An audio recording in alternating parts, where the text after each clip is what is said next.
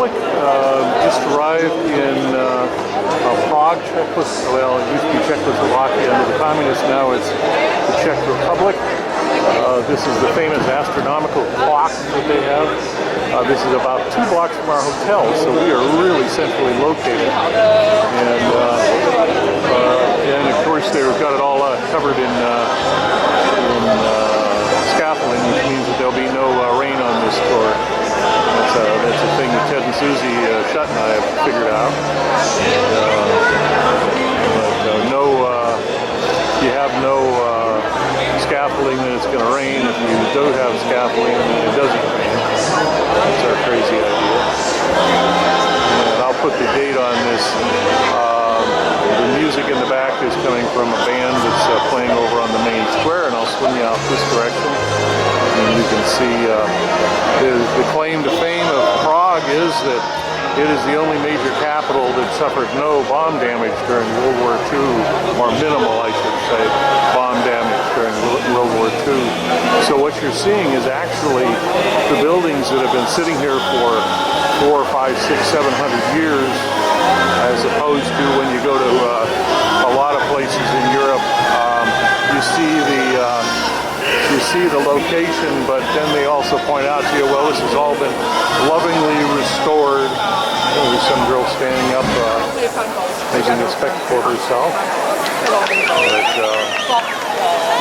So what you actually see is actually what was here, as opposed to having been skillfully and lovingly restored, as they say, because there was a pile of rubble at the end of World War II. So this is the Old Town Square, and lovely big church here. I'll put a little more information on the screen, as I don't have a guide today. I'm just wandering around by myself. I've just arrived by cab and wanted to get out of the room so I didn't fall asleep. The goal is to try to get to tonight and then crash at the appropriate moment and get back on their time as opposed to U.S. time, which is 8 hours earlier than the U.S. East Coast. This is Prague, Czechoslovakia.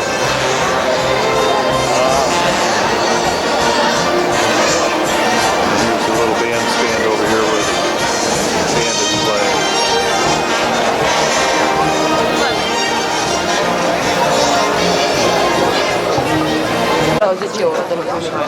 Well, we're here on the Charles Bridge. It's about, let's see, 9:30 in the evening. And I'm just going to walk you across some of the Charles Bridge. This is a famous bridge built in 1327, I think it is. I'll make a correction if I've got that date wrong.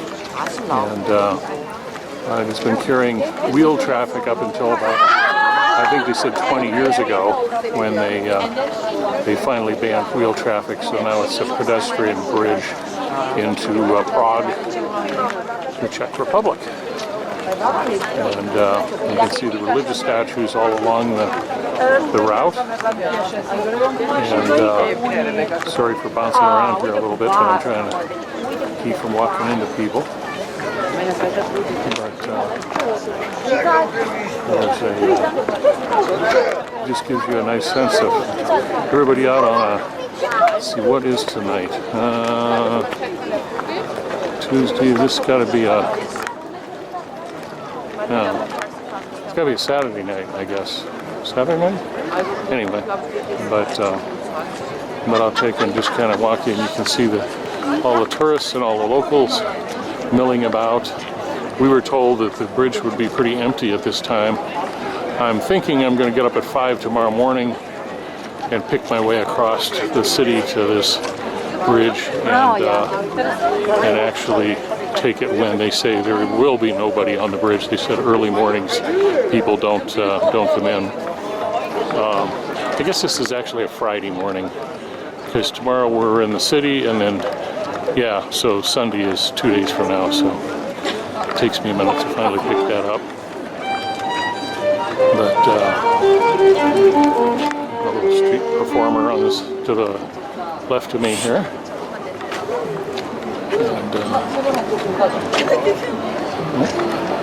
Some people get fascinated with the camera and walk right into me. But I'll show you one of the statues up here. In India. And here is the river that we're crossing.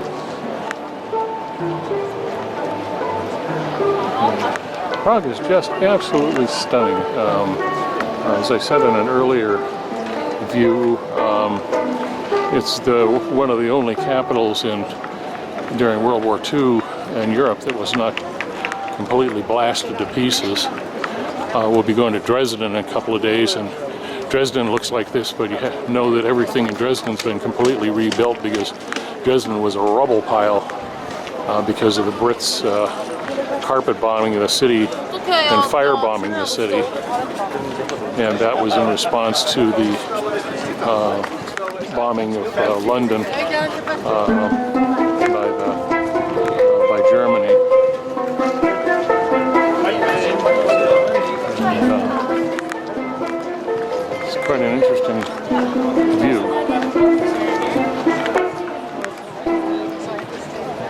Gives you a view of the other tower on the other end here.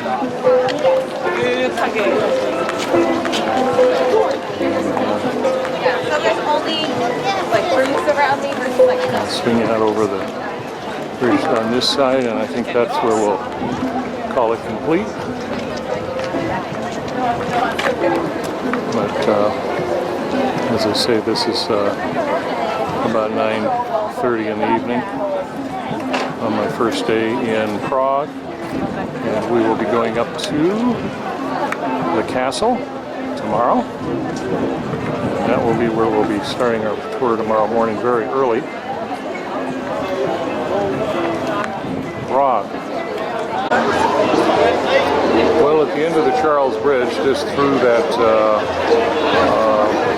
arch, is this old church, and all lit up. There's different people up on it. I have no idea what it is. I'll put the name of the church on the screen. Very cool. Ah, yes, Prague. I'm going to take a walk down one of the streets. Mass of humanity. Nightclubs and a little bit of everything going on here.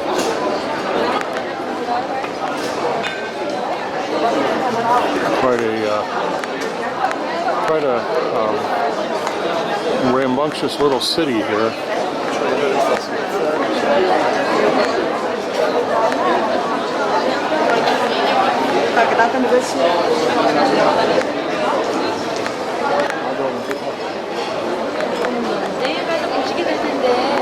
Lots of little stores selling all kinds of the usual crap that you find in every store. Just knowing that someplace outside the city there's a huge warehouse full of, Balyushka dolls by the million and everything else. The one thing I ate pizza just before I left thinking, well, I probably won't see pizza for the next 3 weeks or 2 weeks, and I got here and it's like every other restaurant is an Italian restaurant serving pizza, so it's like, okay.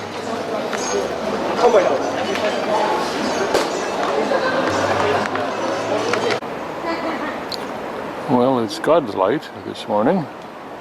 Unfortunately, I was probably 20 minutes too late, but I'm still going to run out in here because this is my only opportunity.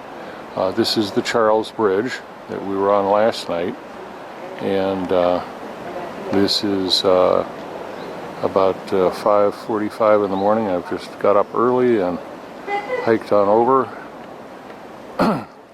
Completed in 1390, ordered by King Charles the, fourth or the sixth. I always have to think about my Roman numerals. It was IV, which would be fourth, I think. And I'll scan you out over the other side of the city. This is the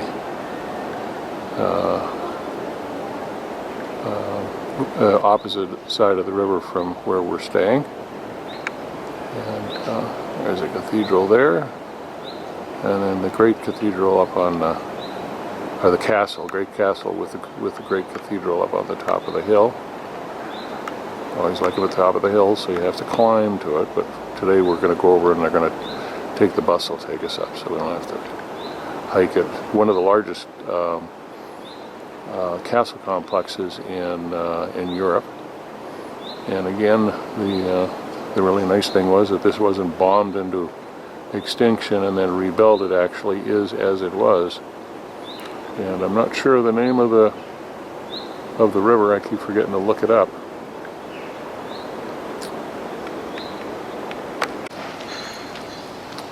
Oh, at the other end of the Charles Bridge is another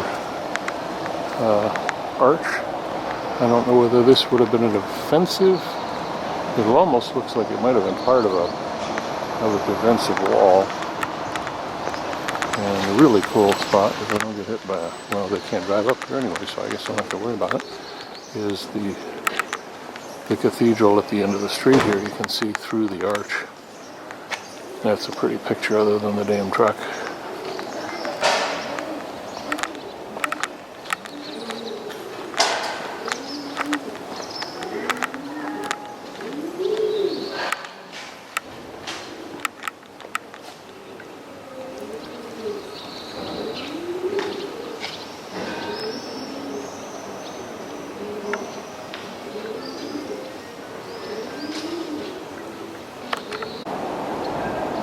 Well, in my furtherance of a life of crime, I came around, have been walking quite a while trying to get to the edge of the bridge here so I could see it, and came to this little kids park. It had a big padlock on the gate and everything, and I thought, oh, okay, I guess I'm not going in there. And then came a little further around, and they just had this little steel pin on this great big gate, and I thought, well, the steel pin's not locked. So here we are looking at the Charles Bridge. I'll put up the river across which it is running. Pretty cool bridge for being that old. All stone. And finished in 1390.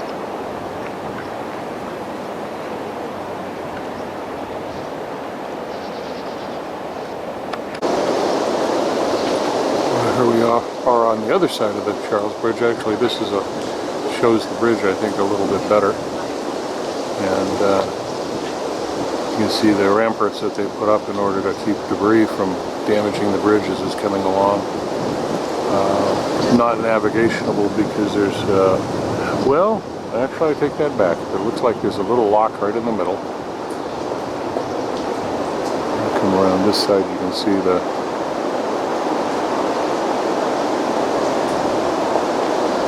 So it looks like that might be a lock right in the middle to allow the boats to go in and out. This is just an amazing, beautiful city. There are, I think, 5 other bridges that go across. They're all modern. Built in the last 100 years or whatever.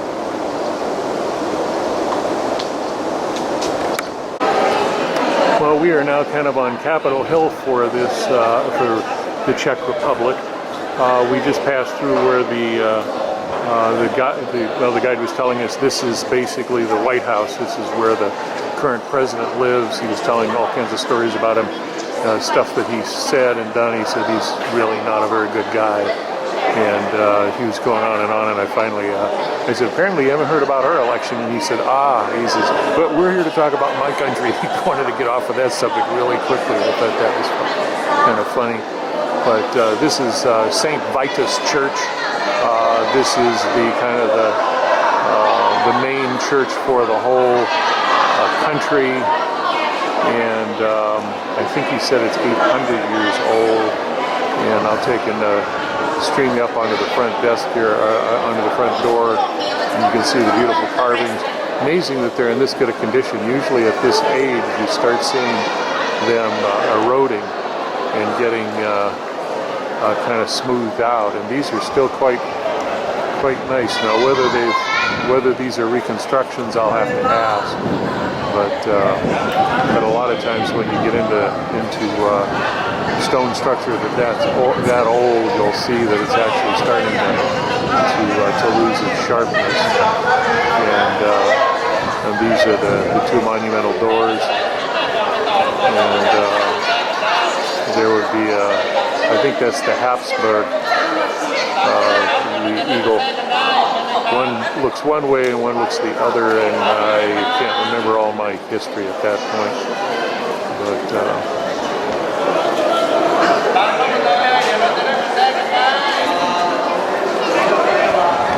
I'll go over and show you the main. We're going to go into the church. I think I'm going to be allowed to videotape. The stained glass is supposed to be spectacular, so we'll see what happens. We are now inside St. Vitus, and pretty amazing stained glass. They're all by different artists over different times.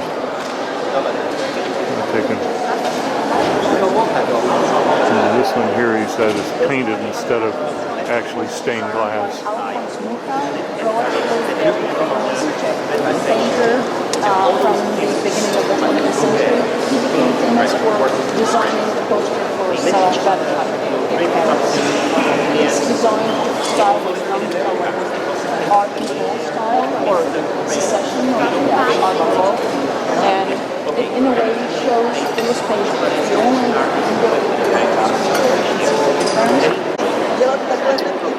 Well, we are looking at the old end of the church. This dates back to the 1400s, and beautiful windows in it. And our guide was telling us that they decided that they were going to expand the church in the 18th century, and so what they did was the end of the church was right here, and there used to be an organ loft where the organ was mounted right here. Well, they took and moved the old organ up to the top, so they've reassembled the organ, but that organ is no longer work. The actual organ is there, which they replaced it with, and then these great monumental doors actually used to be right above the organ loft over here, and that was how they reconstructed the church. They moved those to the side, and then I'll take and swing you around and show you. This is the other part of the transept. Unfortunately, they've got that covered with some scaffolding, and then I'll bring you back out. And the great rose window in the new section, this is neoclassical style, and they kind of blended it together, and it really works. You couldn't, unless you had a guide, you wouldn't really realize that it was actually two different constructions. But it took 600 years to complete this. Well, this is a monumental carving of the city of Prague. This was created in 1630, and it was a celebration by the Catholics of overthrowing the Protestant king. And you can see, leaving the castle is a series of, you can see all of the carriages carrying the wealth of the community away. And so this is them fleeing the Excuse us, Habsburgs. sir. We're not the only one. We're sorry. Sure, I understand. Vehicles are expensive. Okay, so this big stained glass window is sponsored by somebody, and it asks questions one here for the guys in the coffin. When you die, who will take care of the orphans? There were a bunch of them. The one up on the top here, the little white dots and the corn, what happens when hailstones destroy your crops? Any idea who might have had this built? This stained glass window. It's the check insurance company.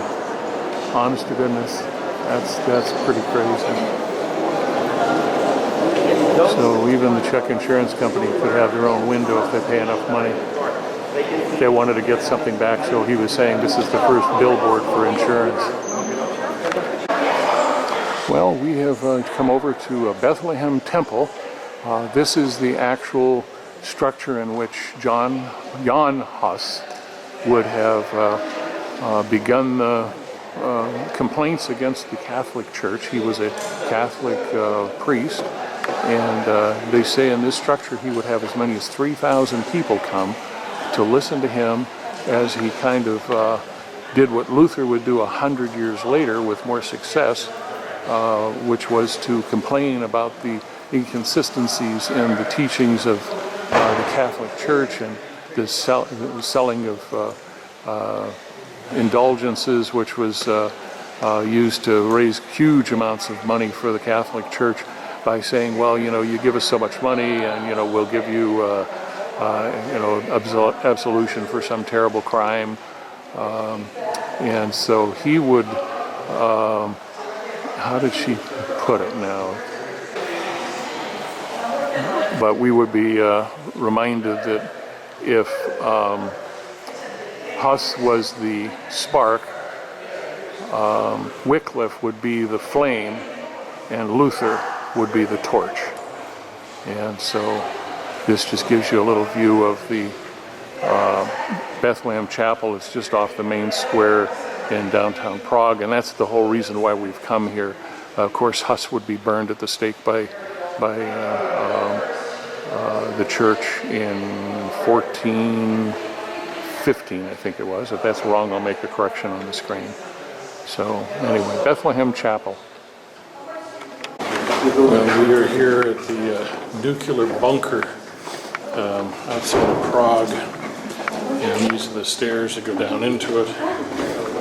Houses, I think he said 5,000 people built so that, of course, some of the population could survive. Of course, you had to come up quite a bunch of stairs just to get to the thing, then you had to go down, so I figured they'd lose half the people, the infirm and stuff would all be falling down by the time they got there. But, so this is Prague's nuclear bunker. All right.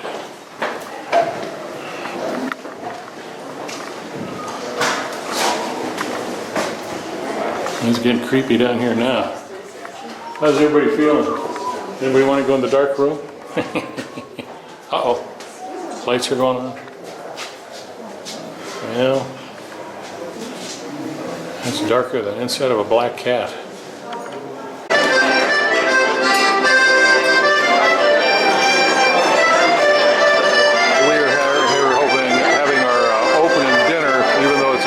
Into the tour, and we've got these two guys entertaining the room.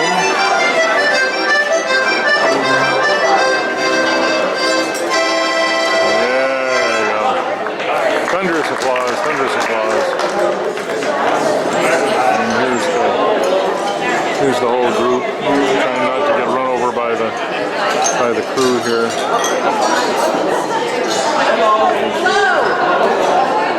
You speak Czech?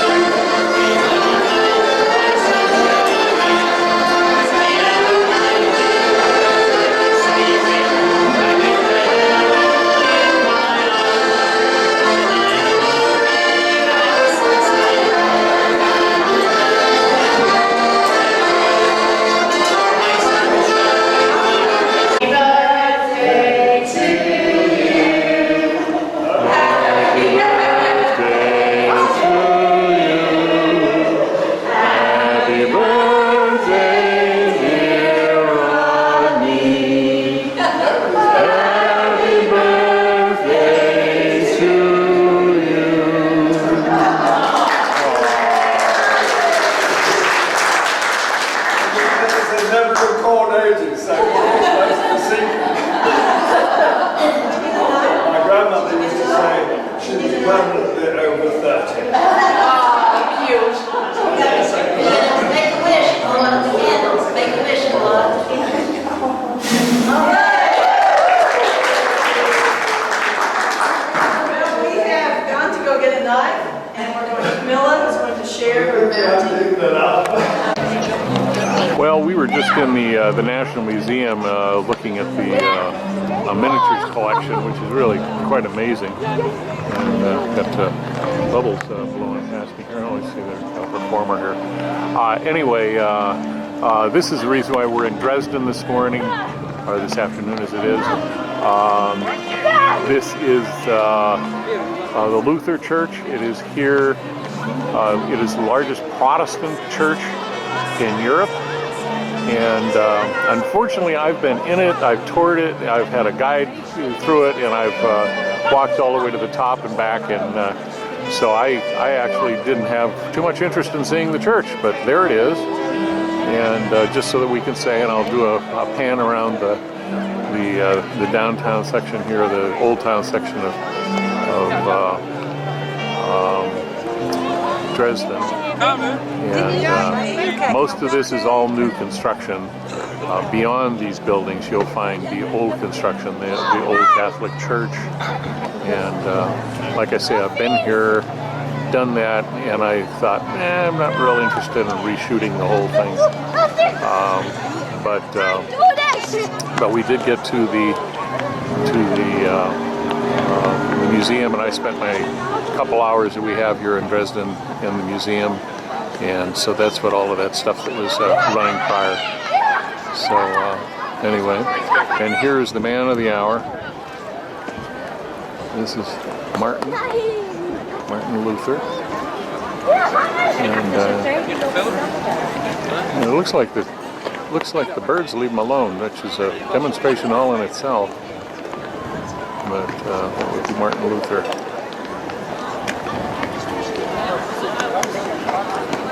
So just a very short view of Dresden, Germany. All of this was rubble.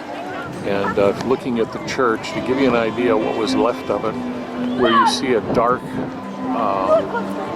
piece of stone, that would be what was left of it that they were able to redo, and everything else is new. And the big thing that was actually still around was this facade in the front. That actually was still standing. So, Dresden, and I'm being prodded. You're the prodder? No, I'm the one who requested by the prodder to come.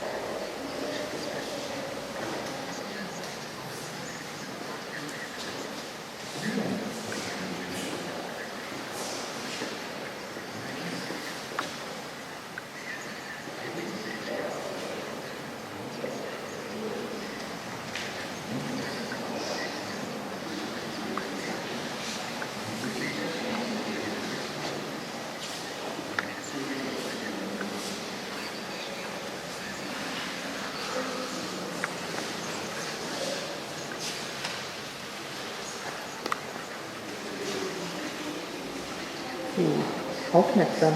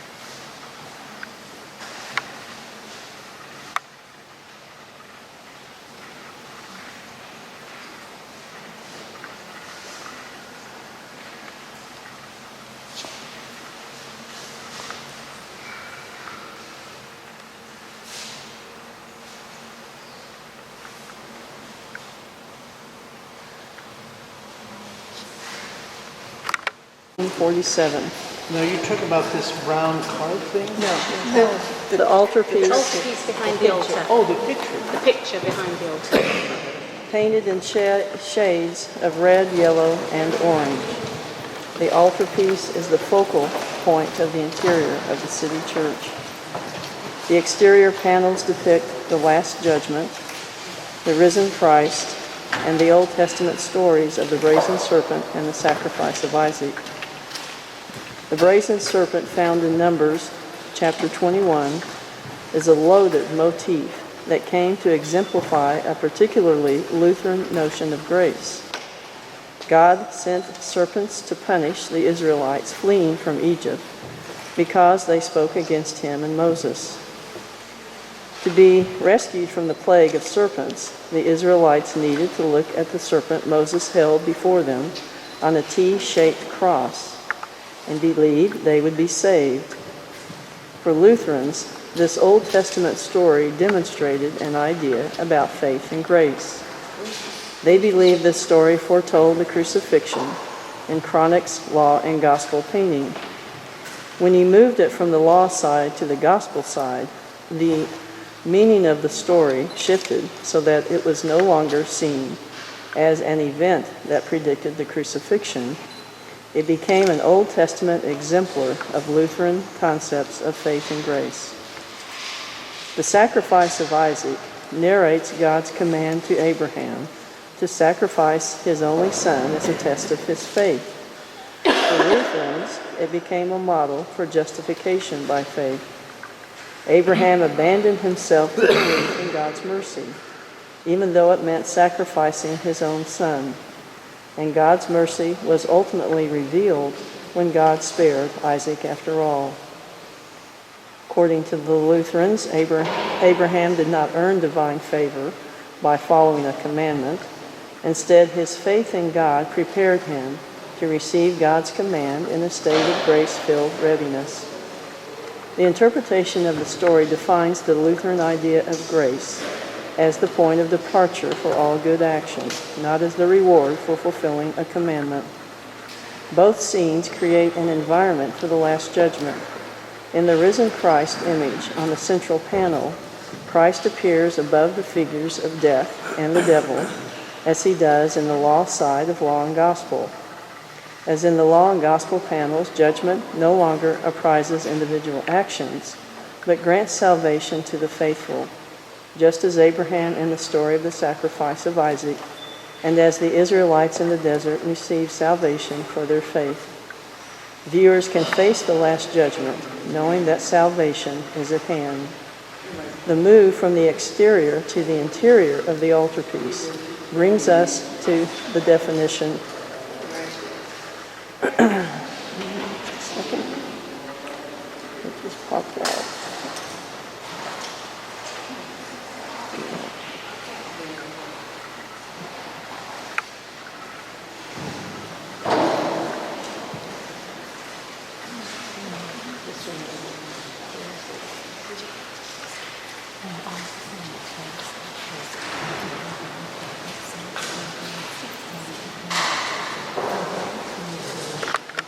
Move from the exterior to the interior of the altarpiece brings us to the definition of sacraments. By the 1540s, baptism and the Lord's Supper maintained their sacramental status. Confession remained important, but not considered a sacrament. The front panels depict a pictorial primer of Lutheran sacraments. In the left wing, Melanchthon presides over a well-attended baptism, and in the right panel, Johannes Bugenhagen, city minister of Wittenberg, leads a confession. The baptism and confession panels frame a scene of the Last Supper in the center, where the apostles sit at a round table surrounded by large windows. John sits cozily on Jesus' lap, while the other disciples talk, eat, and gesture. One disciple, with Luther's features, extends his hand to receive the chalice or cup of wine from a servant, while Jesus conspicuously inserts a morsel of bread into Judas' mouth. The figures sit at a table close to the viewer, their facial expressions legible in clear contrast to the turned back of the officiating priest in the seven sacraments. Chronic highlights biblical narrative. The first is Luther taking the cup of wine. He's taking it as a layperson, not a priest. He twists his body away from the other figures, making sure the beholder sees and recognizes his face. He wears a long, thick mustache with loops at the ends, a puffy beard, and longish, unruly hair curling around the ears. Luther, as a layperson, conveys the idea of lay administration and full participation in a practice historically reserved for the clergy. The second biblical narrative is Judas receiving the bread. He receives the morsel, seemingly by force, his teeth clenching bitterly around the morsel. The violent insertion of the morsel and Judas' almost canine mouth highlight his treachery. The visual insistence on Judas as evildoer emphasizes the drama of the revelation of the betrayer, not simply that Jesus will be betrayed, but disclosing the betrayer's actual identity. The morsel forced into Judas' mouth points to the betrayer in a way that most closely resembles the text of John 13. Jesus answered, "He it is to whom I shall give a sop when I have dipped it." And when he had dipped the sop, he gave it to Judas Iscariot, the son of Simon. And after the sop, Satan entered into him. Then said Jesus unto him, that thou doest, do quickly. Luther's favorite gospel was John's. Judas wears a sulphurous yellow robe, which sets off the bright red stockings and jersey of the servant offering wine to Luther, creating a dialogue of warm colors, and not just emphasizing the main points of this telling of the story, but also connecting them. Judas' robe and red hair set him apart from the more muted colors of the other figures. He's also noticeable because he is moving away from the table, removing himself from the community. His fully visible foot conspicuously crosses Jesus' foot, and his whole body turns, heading out of the composition. His position within the composition follows the text of John, which continues, "He then, having received the sop, went immediately out, and it was night."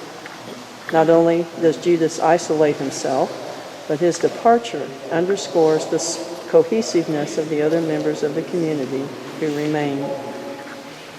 In the predella, which is the platform on which an altar is placed, a looming, seemingly still Jesus on the cross bisects the scene where Luther preaches from a pulpit to an attentive congregation.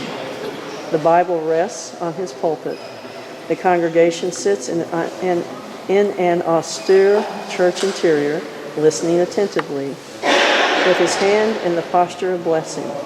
Luther gestures toward Jesus on the cross, painted to the same scale as the other figures.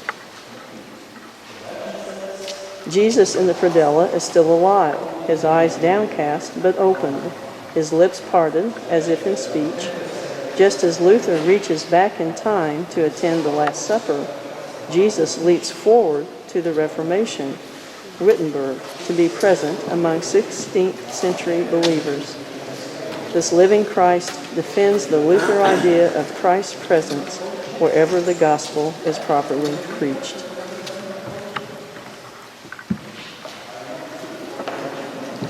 Yeah, it's on the other side. So is Isaac. The installation of the Wittenberg altarpiece in 1547 marks a traumatic time in the city's history. Catholic imperial troops had defeated Elector John Frederick and his Protestant allies in the humiliating Battle of Mühlberg. Frederick was imprisoned. Lucas Cranach was a famous German painter of the Renaissance. He was most known for the portraits he created from his time as a court painter. Also well known for his altarpieces, one of which is in the city church of Wittenberg. This is the back side of the altarpiece that Christy was just talking about.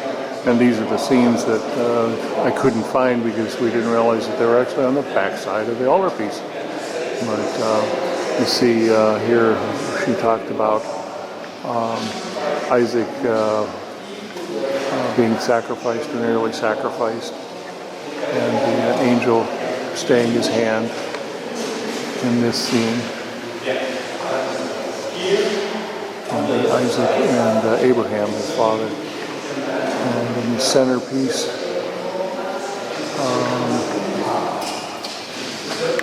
glare on this, trying to find, and I move this, see if I can, this is, I don't know if she said anything about this center panel. Let's give you a little video here.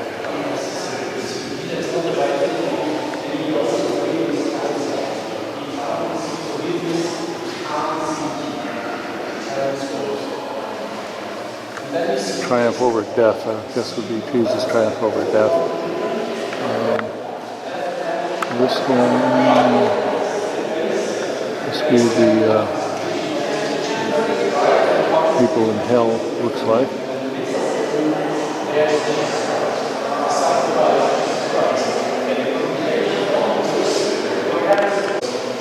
And here's the snake curled around the cross.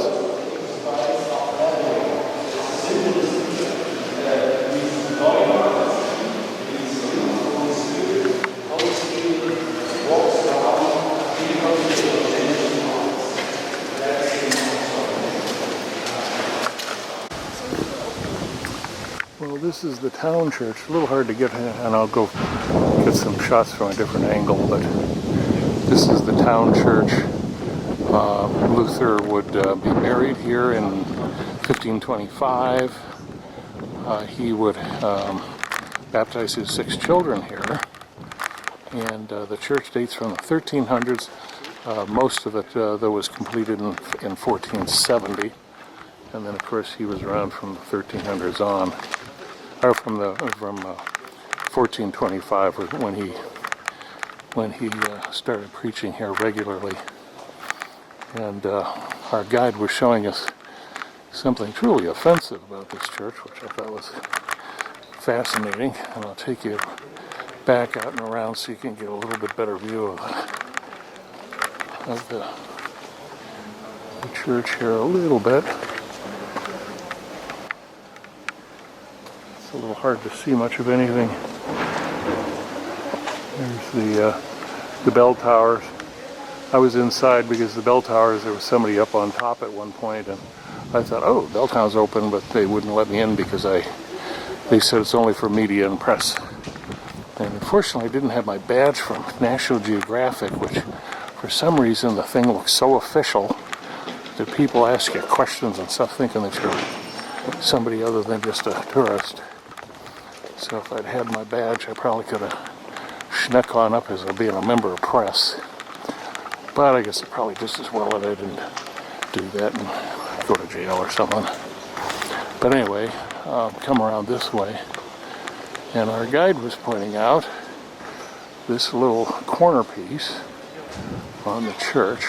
And she said, now you remember how many years ago this was, but this is a corner piece showing a mother piglet, or a mother pig, feeding little Jews.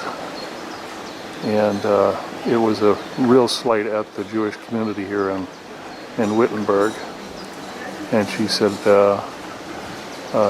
you know, this was at that time kind of the way people looked at the Jews. And she said about 20 years ago, they had a piece right below it. I'll walk you up to it. And this is an artist that came in and created this. And if you look at it, it is some panels with stuff oozing up out of it. And it was the artist's vision that we may have covered this over the history, but it's still oozing its way out of the earth. And so this was put in to kind of counter the piece up above me. So I thought that was pretty interesting. But so this is the Wittenberg town church, and this was where Luther would preach for quite a number of years.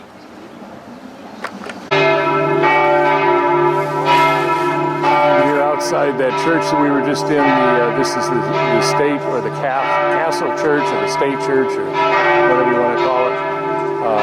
They've had the moon bells ringing for a bit. And pretty beautiful church inside and out. I love the stained glass as always. It's so well done. And it sounds like it's wearing down. They've got a noon service that they're going to be holding here in a few minutes, and I took my pictures and then moved on my way. And I guess the service will be starting. Well, our last stop here in Wittenberg today is to see the home of Martin Luther. He lived here with his wife and his 6 children. One died in infancy, one died when she was 12. And this was an old monastery. And of course, when Catholicism got pushed out the front door because of the Reformation, this became kind of a dilapidated property. And so what happened was vicar or whatever you call him, the kind of the mayor of the town, apparently said, well, for your services and all the great stuff you've done, they gave it to him. And they said that he kept quite a number of college students, because this is actually right near Wittenberg College. He kept a lot of college students in the building along with his family to kind of raise money. She said that his wife was quite industrious and always being able to figure out a way to keep some cash coming in, so he didn't, the kids didn't starve. And she said wealthy he wasn't, but he was able to, between himself and his wife, who really was, she said, a great housefrau. Not sure that's a thing that any ladies that listen to this are going to like to hear. But she was a great housefrau, and she was able to squeeze a dollar out and keep everybody fed and keep things going. So this would be his home for quite a number of years. And so anyway, you can see all the chimneys. They had big furnaces in each of the rooms to keep them warm. And Unfortunately, I took mostly, we had a very short time here, only an hour, so I was unable to videotape inside, but the insides weren't terribly spectacular. It was mainly a museum with cases of old books and things and documents that to do with his life. And so, and this is some of our group here. Oh, the ladies all dressed in the same color. I didn't notice that today. But anyway, so this is Luther's home, and we are done. Well, we've come over to the little town of Eisleben. Luther would preach his last 4 sermons here and then would pass away. And here in the little city center is the statue to Luther. And in his right hand he is crushing the papal bull that basically excommunicated him. And to his heart he is clutching the Bible. And so there's great significance to that. And we're heading toward the church. It's up there.